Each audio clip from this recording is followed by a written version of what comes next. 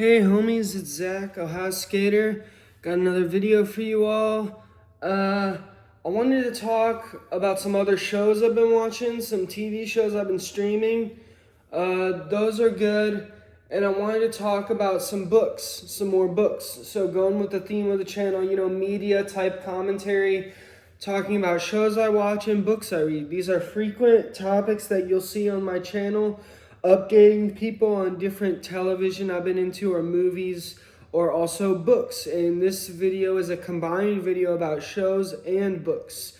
So just another usual type video, nothing crazy, but fits the theme of the channel that about certain videos I've been making. But I have another video planned that I will make soon.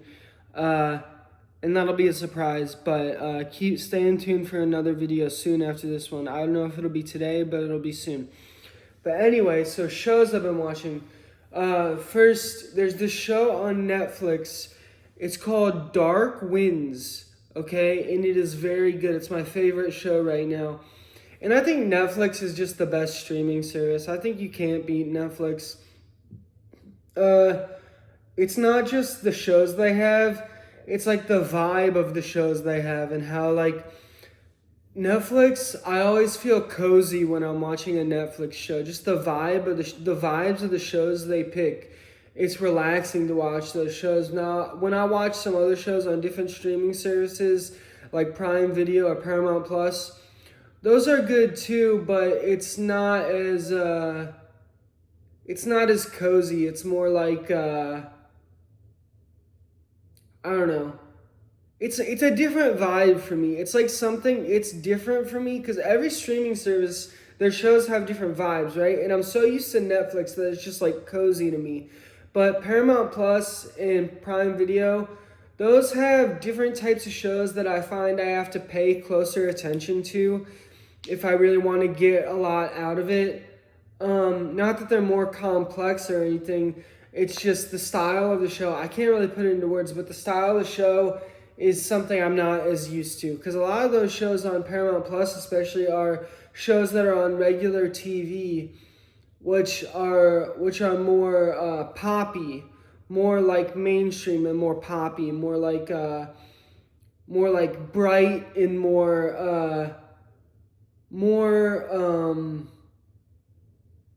I don't know, more bright and poppy for sure. That it's just like sometimes the energy of them tires me out, whereas Netflix is just cozy, and Netflix has more like slow burns is what I'm trying to say, you know what I'm saying? So, but anyway, Dark Winds is about Navajo tribal police. So the police of the Navajo reservation, so Native American Indian police officers. And it's very interesting, and it takes place in the 1970s. And one thing I want to say about shows that take place in eras like this, earlier time periods, all the cars they have in these shows are so cool to look at. I was talking about, like, it's crazy how, I mean, obviously it takes a lot of money to create a hit TV show, but I always wonder, like, how much money they spend on cars.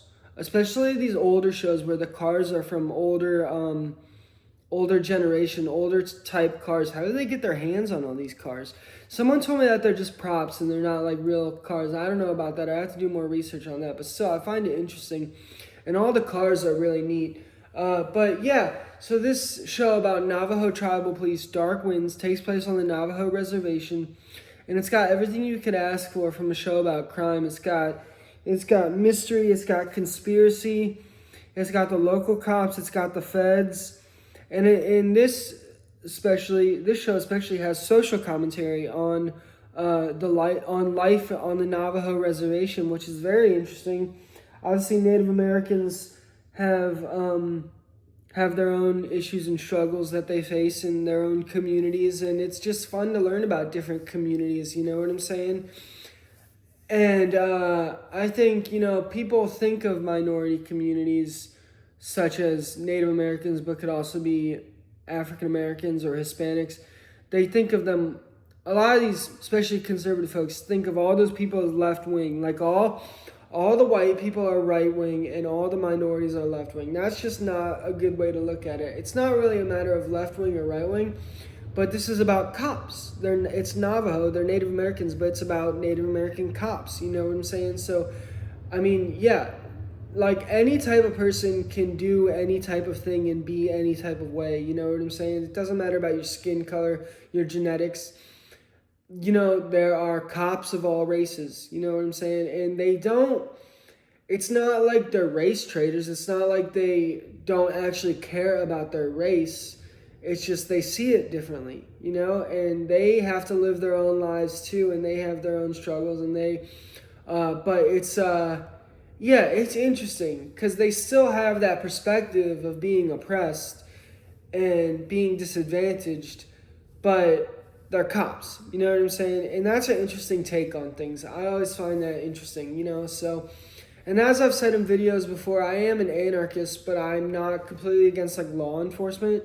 I'm against like government police, but there are ways we can enforce laws, or really it would be contracts, in an anarchist system through voluntary means. You know, I don't think it should be a chaotic free-for-all, actually, as some people like to picture anarchism, but even some anarchists themselves. But yeah, so anyway, I like stories about law enforcement, cops, anything about crime. It could be from the cops' perspective or it could be from the criminal's perspective. I just enjoy stuff about crime.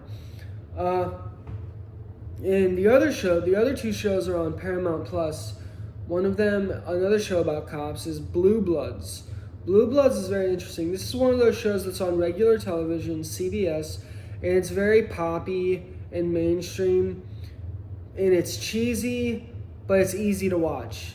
I mean, it's like I said, it's got more energy, it's more energetic, but it is not too serious, and it's entertaining, you know. So it's about this family of cops in New York City, NYPD, and it's like 3 generations of cops, and they all have different positions in different parts of the police hierarchy. And they come together as a family, and they spend a lot of time together as a family, but it splits it all up and shows you their individual lives. Like, one is a beat cop, and one is a detective, and one is the chief of police, you know? And so they all have different perspectives, and they have these family dinners where they talk about political issues related to police, and they all have different perspectives, and it's very interesting. Yeah, and they solve a lot of interesting crimes, and it's cool, yeah. And the other one, which is not about police, but sort of in that same vibe, is Tracker. Tracker is a good show. This one's also on CBS, I think, and it's another one of those more poppy ones, kind of cheesy, but entertaining. It's about this guy who is like, he calls himself a rewardist, but he's pretty much like a bounty hunter. He doesn't like the term bounty hunter, but he searches for people for rewards, and that's how he makes a living. Like, people put rewards for missing people, and he goes and finds them. And in his childhood, his dad was like a university professor, but he had some mental health issues and became very paranoid. And so they went to live out in the forest, and his dad taught them all about like surviving in the forest and tracking animals and stuff. So he's an expert tracker, actually, and he knows how to track people through the forest. And he comes in and he tries to do things that cops normally would do, but he's able to do them for people in a less bureaucratic way, where he doesn't have as much red tape, and so he can do what he needs to do more easily. And so he doesn't work for the government. He's completely private. It's a complete private business, but it's almost like a public service. But he does it for the reward money, but he's an expert at this stuff. I mean, he wouldn't want to be doing anything else, and he knows about nature and the forest and how to track people, and it shows parts of his childhood, and his dad, who kind of had some issues, was very paranoid. But it's a very entertaining show, and he goes all across the country, and it takes place in all sorts of different places, and it's very cool to see all the different places he goes to, see all the different environments he works in, and he stumbles upon some very interesting cases, and it's very entertaining. So yeah, anyway, so the first one, Dark Winds, on Netflix. The other 2 on Paramount Plus, Blue Bloods and Tracker. And those ones are also on CBS. Very good shows. So now I'm going to get on to the books. So first of all, I wanted to make a video about some books because I went to the library yesterday. I haven't gotten anything from the library in a while, but I used to get lots of stuff from the library. But I want to go back to the library again and get more stuff from the library. I went to the library because I've never really talked about this before, but I received government benefits for my disability, schizophrenia, and they were changing some parts of my benefits, and people from the local, I think it's a county level, Jobs and Family Services, they set up shop at the libraries around here, and you can go to the library and meet them in person and talk about your benefits and ask them questions. And this is better than talking to them on the phone, playing phone tag and sitting on hold. This is a better way to get a hold of someone from the government. So my mom and I went to talk about my benefits, and while we were waiting for my meeting, we got there like a half hour early. Well, we had to sign up for a time that was like a half hour later. But while we were waiting, I went and looked at some books, and I checked out 2 books, and I'll show you the books I got. So the first one is called Internal Alchemy. Internal Alchemy. Now, what is internal alchemy? Internal alchemy is a Taoist form of meditation, and it is said to lead to immortality.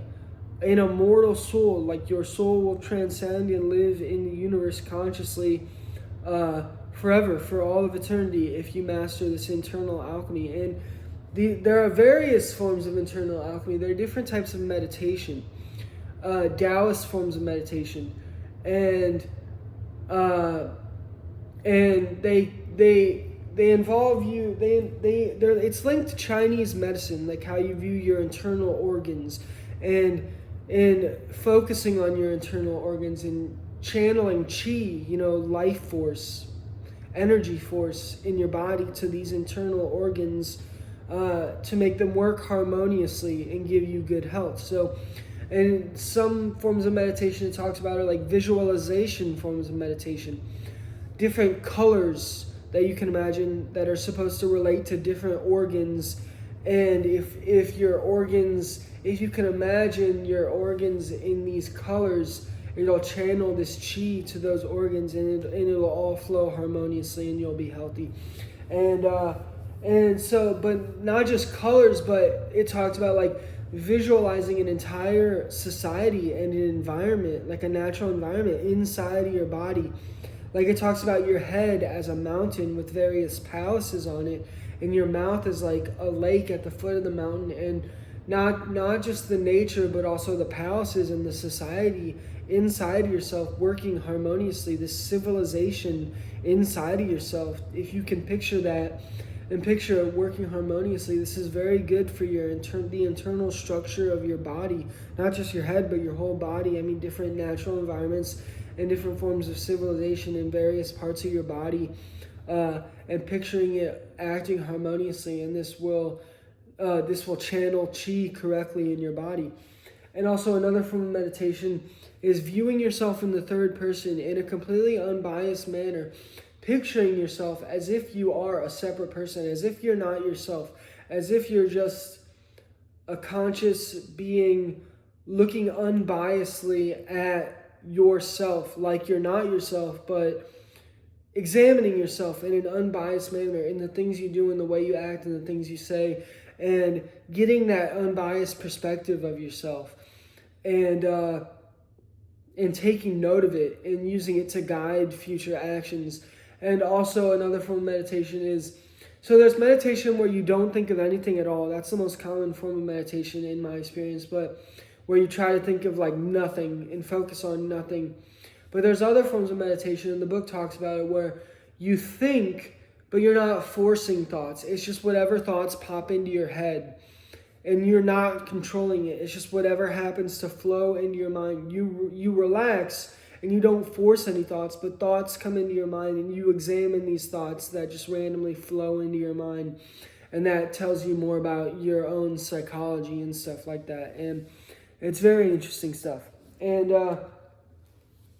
so that's internal alchemy. And hopefully I'll become immortal through that, my soul. So anyway, and then the other one is about socialism. It's Eugene V. Debs Speaks. Eugene V. Debs Speaks. So this is a collection of speeches and essays by Eugene Debs. If you don't know who Eugene Debs is, he ran for president of the United States as a socialist for the Socialist Party in like the 1900s, like 1904 or some shit like that. He ran a couple or a few times or something like that throughout the 1900s, early 1910s or something. But he was active in the socialist movement in like the late 1800s. He started off as a union organizer for railroad workers. And he was a railroad worker himself, and he learned about what socialism really was, and he became a diehard socialist. And I like him because he doesn't just take influence from Marx, he takes influence from various socialists of different kinds. He did take influence from Marx, but he takes influence from other socialists separate from Marx with different ideas. He was a democratic socialist, and he had a good way of speaking of socialism very originally, and he had a unique way of expressing socialism. It wasn't different than what socialism actually is, but he had like a folksy way of explaining socialism in a very American way, like an American Midwestern wholesome way of speaking about socialism and promoting it. He was from Terre Haute, Indiana, so he was a Midwesterner like I am. I'm a Midwesterner. Indiana's right next to Ohio, so he's just when Bernie Sanders says socialism is as American as apple pie, I picture Eugene Debs as that wholesome American type of socialism. And he's very inspiring, and he's very good, very cool guy. He wasn't an anarchist, obviously, but he was a leader in the Socialist Party of the United States of America, and he was very cool. Yeah, he ran for president, and I think he got 1% of the vote or something, which is significant for a third-party candidate in America. He ran from jail, actually. He was locked up twice. He went to jail first before he ran for president due to his activity in some certain union activities. But he wasn't a socialist at that point. But while he was in jail for his union activities, he read about socialism, and that's when he became a real socialist. But then he went to jail again while he was running for president, and he ran for president from jail. He went to jail because he was protesting World War I, which America, we talk about free speech and freedom of expression and freedom to protest, but we have not always lived up to that. When America is at war, sometimes we break those principles and we lock people up, and it's unconstitutional. And Eugene Debs actually speaks of the U.S. Constitution very highly, and about the founding fathers of America very highly. But he relates it to socialism, almost saying that socialism is a consistent application of the founding ideas of America. If you want to be really consistent about what America is supposed to be about, then you would be a socialist. And he talks about the Democrat and Republican parties as like both capitalist parties, basically one party. He calls it the Republican Democratic Party, one single party basically. And so he's one of the OG third party candidates, you know? I mean, he's an OG for sure. Anyway, I just wanted to talk about that type of stuff, some shows I've been watching, and some books I got from the library. I really wanted to promote the library, and I want to go back to the library and get more books from the library. But those are some shows I've been watching on Netflix and Paramount Plus, and a couple books I got from the library, one about Taoism and one about democratic socialism.